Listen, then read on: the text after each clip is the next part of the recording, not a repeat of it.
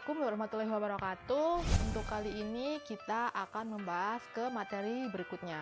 Nah, kalian harus saksikan video ini untuk mengetahui apa isi dari materi selanjutnya. Oke? Assalamualaikum, kembali lagi bersama Ibu Rosa. Untuk kali ini kita akan membahas tentang materi seni lukis. Jadi sebelum kita melukis, kita harus lebih tahu terlebih dahulu apa saja aliran-aliran yang terdapat dalam seni lukis.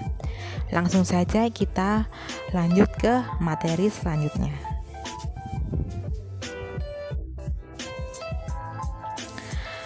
Nah, ini adalah pengertian seni lukis. Melukis adalah kegiatan membubuhkan cat di atas bidang datar. Lukisan adalah suatu bentuk ungkapan batin seseorang dari hasil suatu pengolahan ide. Jadi dapat diartikan bahwa seni lukis adalah satu cabang dari seni rupa yang mengapresiasikan pengalaman artistik seseorang melalui bidang dua dimensi atau bidang datar.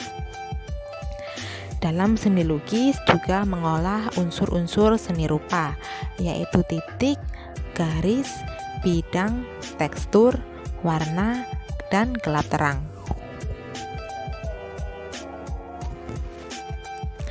Dalam seni lukis juga terdapat dua unsur penilaian, yaitu nilai intrinsik dan nilai ekstrinsik. Nilai intrinsik adalah nilai yang ada di dalam karya seni. Jadi nilai intrinsik itu aspek yang terdapat pada karya seni. Apa saja aspek-aspeknya? Meliputi garis, bidang, warna, gelap terang, ruang, dan tekstur.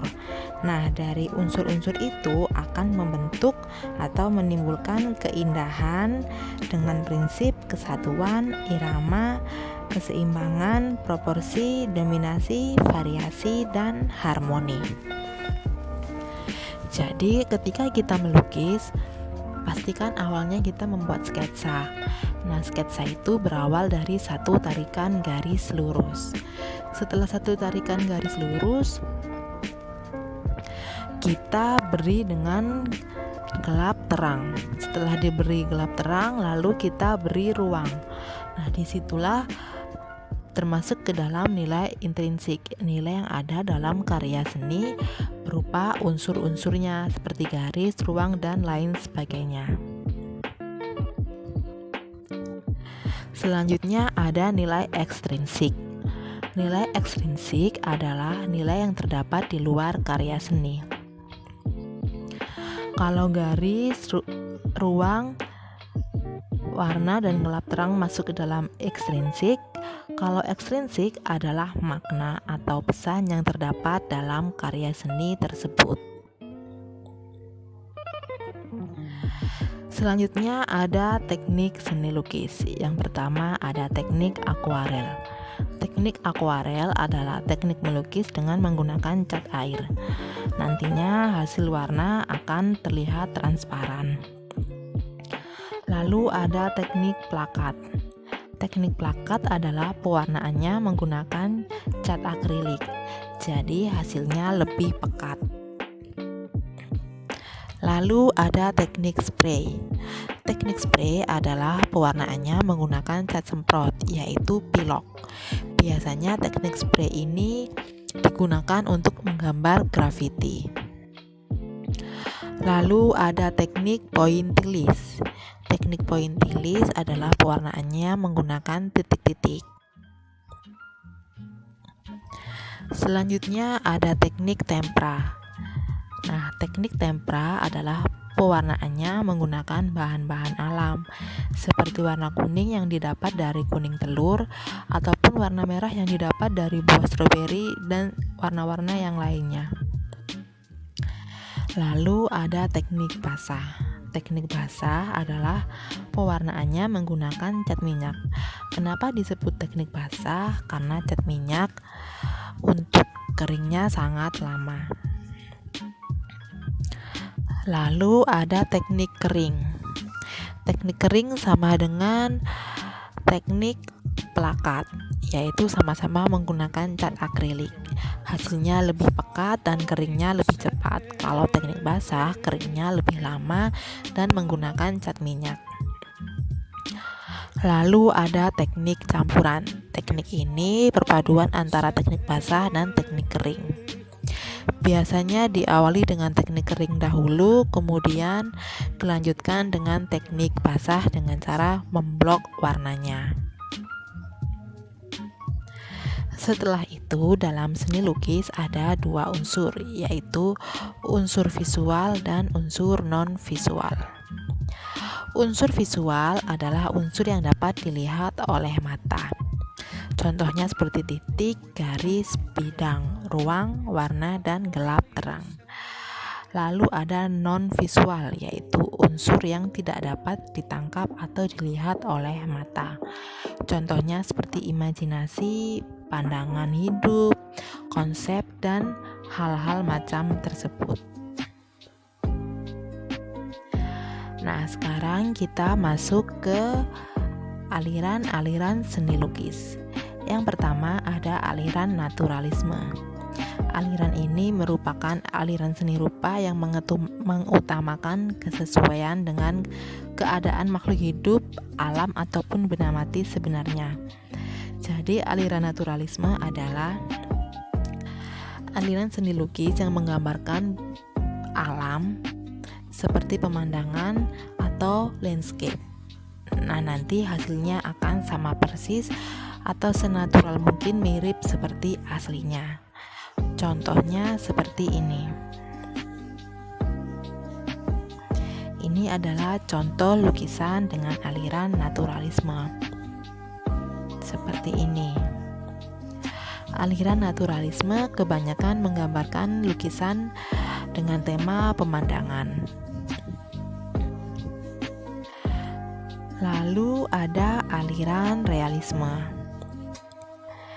Realisme berarti seni lukis yang berusaha menampilkan subjek dalam suatu karya sebagaimana tampil dalam kehidupan sehari-hari. Jadi kalau naturalisme itu kebanyakan melukis tentang pemandangan alam, kalau realisme sama seperti naturalisme sama-sama melukiskan wujud aslinya, tapi realisme lebih ditekankan pada objeknya, jadi difokuskan pada satu objek. Contohnya seperti ini, difokuskan pada objek seorang gadis sedang mengupas. Nah, benar-benar digambarkan sesuai kenyataan aslinya, bagaimana rambutnya, bagaimana dia mengupasnya, bagaimana lekukan-lekukan bajunya. Itu contoh lukisan realisme. Realisme berasal dari bahasa Inggris real yang artinya nyata. Lalu ada contoh lukisan realisme selanjutnya seperti ini. Realisme difokuskan pada satu objek. Nah, ini difokuskan pada wajah. Bagaimana bentuk matanya, bagaimana bentuk mulut, dan bagaimana bentuk hidungnya. Benar-benar sama persis dengan yang aslinya. Selanjutnya ada aliran romantisme. Aliran ini umumnya mengangkat tema-tema yang fantastis. Contohnya seperti ini.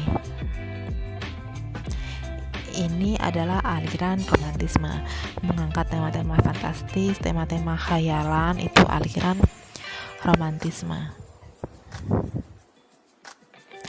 Aliran romantisme kebanyakan juga mengangkat tentang masa-masa lampau. Itu ciri khas dari aliran romantisme. Lalu ada aliran impresionisme. Aliran seni lukis yang menampilkan kesan-kesan pencahayaan yang kuat. Jadi aliran ini menekankan pada pencahayaan, bukan pada bentuknya. Contohnya seperti ini. Ditekankan pada pencahayaannya. Ada beberapa gadis yang sedang berada di sungai, tapi tidak difokuskan bagaimana bentuk tubuh gadis tersebut, melainkan pada pencahayaan refleksi bayangannya. seperti ini. Tidak ditekankan bagaimana penggambaran kapalnya secara detail, melainkan dari pencahayaannya.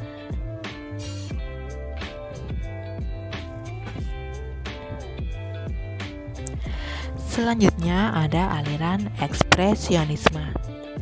Aliran ini menampilkan emosional atau sensasi dari dalam dihubungkan dengan tragedi atau sesuatu yang sedang terjadi.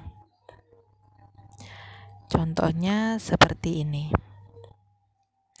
Nah, ini adalah contoh lukisan ekspresionisme.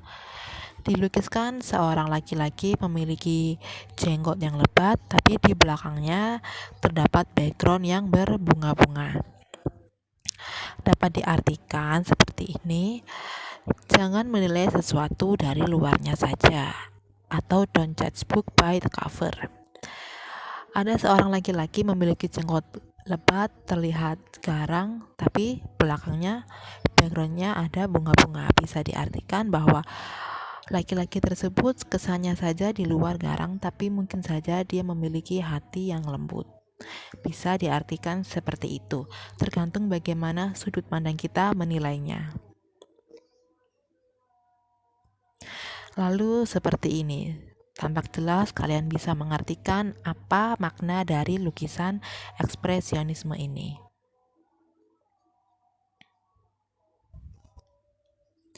Selanjutnya ada aliran kubisme. Aliran kubisme adalah aliran yang cenderung melakukan usaha abstraksi terhadap objek ke dalam bentuk-bentuk geometri. Contohnya seperti ini. Ini adalah aliran kubisme. Objeknya terkesan berbentuk seperti kotak-kotak.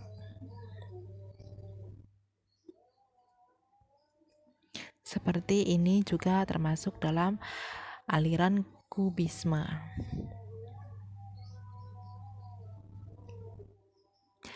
Lalu ada aliran konstruksivisme. Dari namanya saja kita bisa tahu bahwa aliran seni lukis ini menekankan pada penggambaran sisi seni sebuah bangunan atau gedung. Contohnya seperti ini. Ini adalah contoh lukisan dengan aliran konstruksivisme. Selanjutnya ada aliran abstrakisme. Seni ini menampilkan unsur-unsur seni rupa yang disusun tidak terbatas pada bentuk-bentuk yang ada. Nah, aliran abstrakisme seringkali disamakan dengan aliran ekspresionisme. Bedanya adalah kalau aliran ekspresionisme terlihat jelas bentuk objeknya, sedangkan aliran abstrakisme tidak terlihat jelas apa bentuk objek yang akan ditampilkan. Contohnya seperti ini. Kalau orang awam melihat, ini hanya sebuah coretan-coretan.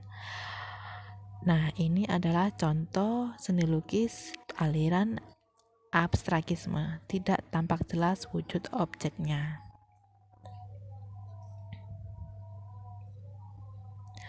Lalu ada aliran dadaisme. Aliran dadaisme adalah aliran yang memadukan berbagai macam aliran seni lukis. Contohnya seperti ini. Kalian pasti tidak asing dengan aliran, maksudnya tidak asing dengan gambar lukisan ini. Ini adalah lukisan Mona Lisa, tapi dipadu-padankan dengan gambar kucing dan yang satunya diberi kumis juga jenggot. Nah, ini adalah aliran dadaisme, perpaduan beberapa aliran seni lukis. Yang gambar kiri adalah gambar kucing, itu bisa dipadukan aliran dadaisme dengan aliran realisme. Untuk selanjutnya sama, yang sebelah kanan aliran Dadaisme dengan aliran Romantisme atau Surrealisme. Ini adalah aliran Dadaisme, aliran yang memadukan dua macam jenis aliran seni lukis. Lalu ada aliran Surrealisme. Aliran surrealisme juga sering disamakan dengan aliran romantisme. Jadi memang sama-sama melukiskan tentang daya khayal, fantasi, atau yang sejenisnya. Tapi kalau aliran romantisme lebih kepada lukisan-lukisan mengangkat tema masa lampau. Sedangkan aliran surrealisme kebanyakan menyerupai bentuk-bentuk yang sering ditemui di dalam mimpi. Contohnya seperti ini. Ini adalah aliran surrealisme, daya khayal tinggi, dan fantasi.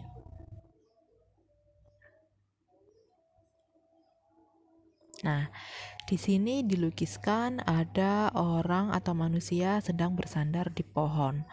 Tapi bentuk pohonnya tidak sebagaimana bentuk pohon. Batang pohon adalah gambar tangan manusia yang sedang menggenggam bunga. Nah, ini dapat diartikan manusia adalah tokoh utama dalam perusakan lingkungan alam. Manusia sering menebangi pohon-pohon untuk dijadikan lahan-lahan seperti industri dan lainnya. Padahal manusia sendiri juga butuh sandaran untuk berteduh dari pohon-pohon tersebut. Lalu ada juga seperti ini. Manusia menunggangi capung dengan mengejar uang. Dapat diartikan manusia terkadang hanya mengutamakan uang, dan uang. Tapi manusia tidak memperdulikan sekitarnya. Manusia tidak memperdulikan lingkungan sekitarnya. Disimbolkan dengan dia menunggangi capung. Dia tidak memperdulikan bagaimana sekitarnya, yang terpenting hanya uang. Lalu ada aliran Fauvisme. Fauvisme adalah aliran yang berhasil membuat warna menjadi unsur yang utama. Nah, di dalam Fauvisme warna tidak hanya sebagai warna baju, langit, ataupun warna kulit. Namun warna menjadi salah satu unsur yang berdiri sendiri. Warna dalam Fauvisme digunakan sebagai simbol penyampaian ekspresi dan membangun suasana. Karena itu, warna-warna lukisan Fauvisme cenderung ke warna-warna kontras, terang, dan cerah. Contohnya seperti ini. Ini adalah contoh lukisan Fauvisme, cenderung menggunakan warna-warna yang kontras.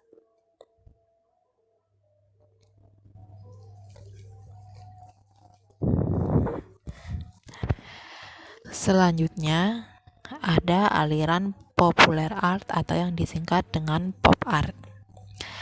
Pop art berasal dari kata popular art.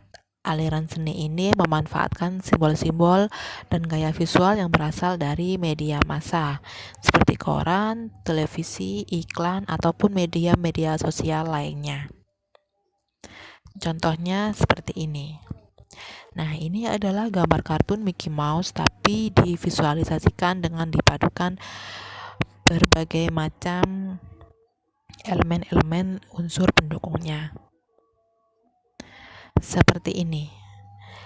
Nah, ciri khas dari aliran pop art adalah dia tidak menggunakan gelap terang dalam pewarnaan. Yang digunakan hanya satu warna, seperti warna biru ya biru saja, tidak ada gradasi warnanya. Selanjutnya ada aliran kontemporer. Kontemporer adalah seni lukis masa kini. Seni lukis kontemporer memiliki masa popularitas tertentu, sehingga dapat dikatakan bersifat temporer atau sementara. Contohnya seperti ini. Ini adalah contoh seni lukis kontemporer. seperti ini.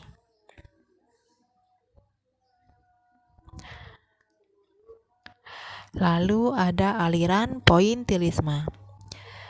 Aliran pointilisme sudah jelas aliran yang cara pewarnaannya menggunakan titik-titik seperti ini. Jika cahaya terang, maka titik-titik semakin renggang. Tapi jika cahaya gelap, maka titik-titik akan semakin berdekatan. Seperti ini. Aliran pointilisme adalah aliran dengan cara pewarnaan yang paling membutuhkan waktu sangat lama. Karena dari itu, seniman yang menggunakan aliran ini adalah seniman yang sabar karena dengan menggunakan cara pewarnaan yang cukup lama. Oke anak-anak, sekian untuk materi aliran-aliran seni lukis kali ini. Semoga ilmunya bisa bermanfaat untuk kalian, karena tidak ada ilmu yang tidak berguna. Mohon maaf bila dalam menjelaskan masih ada kekurangan. Wassalamualaikum warahmatullahi wabarakatuh.